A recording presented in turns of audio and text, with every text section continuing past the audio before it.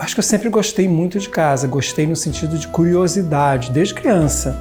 E eu ia olhando todas as portarias, uma por uma, eu conhecia de cor, aquilo me interessava. Então eu me interessava pelo espaço das pessoas. E fui sempre ao longo da vida trabalhando muito com imagem, com o lado estético.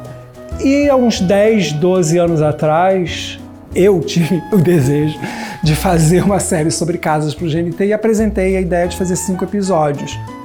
Deram muito certo e foram-se quase 12, 13 anos que rendeu o Casa Brasileira, essa série a qual eu estou me referindo, que rendeu também o programa Morar, que também teve uma variante que foi Morar Mundo, teve o programa Lar Vida Interior, somam-se centenas de casas visitadas.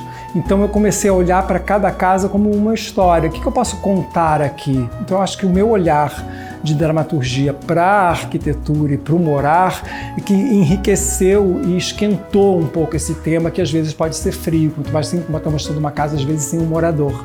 Quem não mora? Todo mundo mora. Eu acho que está junto com gastronomia, todo mundo come. Então eu acho que o sucesso de programas de gastronomia, o sucesso de programas de casa vem porque é muito próximo de todo mundo. Sempre busquei que os programas fossem muito diferentes entre si e mesmo que a cada episódio, que ao passar de uma casa para outra, aquilo ali estabelecesse uma espécie de contraste. E além do Casa Brasileiro, eu fiz um programa chamado Morar, onde eram casas mais vernaculares, não eram casas assinadas por arquitetos, que me levou à Casa do Pescador, a casas mais exóticas ou mais curiosas ou mais vernaculares mesmo. Então eu fui no espectro desses programas das casas assinadas, que no Brasil, uma casa assinada, ela representa uma certa classe social, quem tem acesso à arquitetura, que tem certo acesso aos materiais, mas eu quis ao longo desse olhar para todas as casas. A estética arquitetônica assinada, pensada por esses gênios que a gente tem na arquitetura brasileira, me interessa muito. Me interessa também o que uma dona de casa fez para resolver um problema de uma infiltração. Queria muito mais ir para o lado do comportamento, muito mais para o lado de uma apreciação, de uma contemplação, do que de um lado de eu apresentar soluções.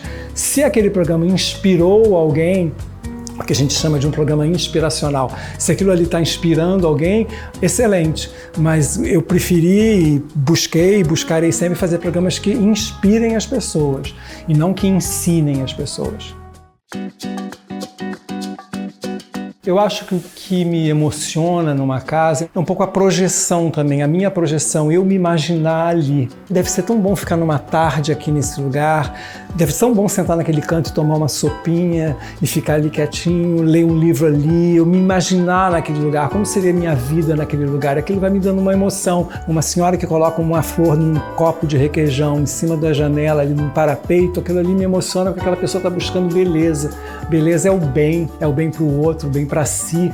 E gosto também de pensar que aquela pessoa colocou naquela casa e vê aquela casa um pouco como um altar dela mesma. Aquilo ali é a pequena galeria, o pequeno museu daquela pessoa, o que ela expõe dela, o que ela expõe para os outros, o que ela expõe para si, o que ela guarda, o que não vale ser guardado. A história daquela pessoa está contada ali naquele pequeno espaço. Que coisa mais emocionante do que você entrar num lugar e ver uma foto de um pai na geladeira, ver um livro aberto, ver uma xícara de um chá em cima de um canto que ela tomou. Todos esses rastros que a gente vai deixando da vida, do cotidiano da vida, acho muito poético, acho muito bonito, se a gente olhar para isso com beleza também. Os programas, além de me dar muita alegria, rendeu um livro chamado Fotos Caseiras. Esse livro surgiu de um texto que eu enviei para Bia Corrêa do Lago, editora, junto com o Pedro Corrêa do Lago, da editora Capivara, onde eu conto um pouco da minha relação com as casas, do como elas me influenciaram. E a gente falou, vamos ter fotos também, eu tenho muitas fotos, porque eu filmo fotografando, estou com o diretor de fotografia que está captando comigo as casas, eu vou fotografando com o telefone os ângulos que eu quero. E com isso, eu fiquei com um monte de fotos. Então esse livro virou um registro muito palpável fisicamente. Um programa, ele está online, né? Está numa nuvem que a gente sabe lá qual é.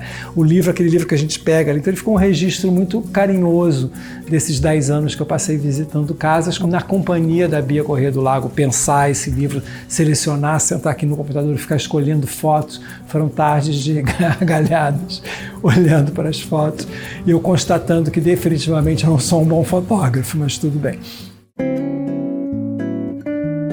Eu recebi um convite há uns 2, 3 anos atrás para pensar um documentário sobre a obra da fotógrafa Ana Mariani, que nos anos 80, 90 fotografou uma série chamada Pinturas e Platibandas, onde ela registrou as casas vernaculares, um art déco sertanejo, da maneira mais singela, simples e ao mesmo tempo rigorosa possível. É uma série antológica, uma série importantíssima e tenho certeza que ela me influenciou muito. Ela, infelizmente, estava muito doente, veio a morrer no período da filmagem, e eu já não pensava em fazer um filme de entrevistas e depoimentos como esse aqui.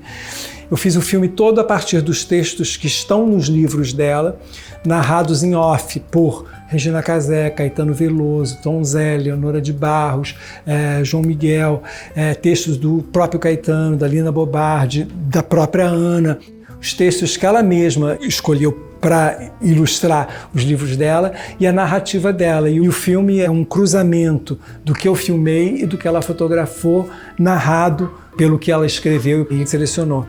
Esse filme se chama Ana Mariani, Anotações Fotográficas. É um filme que eu tenho muito orgulho, alegria e felicidade de ter feito.